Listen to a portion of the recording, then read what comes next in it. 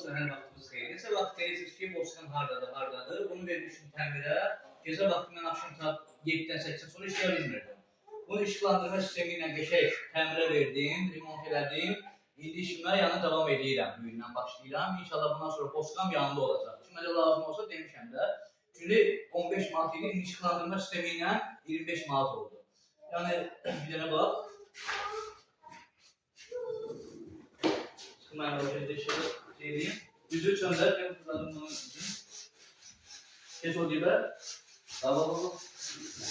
Kullansın bir yana boşta. Kullansın. Ay sağ ol. Bir dakika.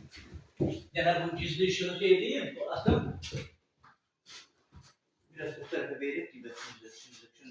Şimdi. Ay sağ ol. Ay.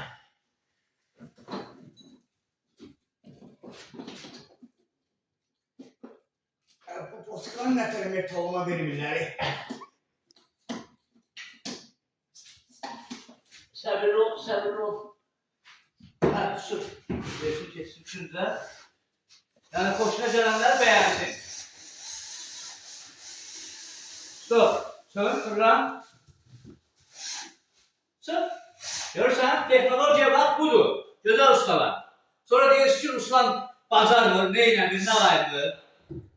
Allah bütün ustaların şaban versin. Kime de lazım olsa SFM'nin ömrüm var. Dosyaya göre sen gelersin. Bu kadar.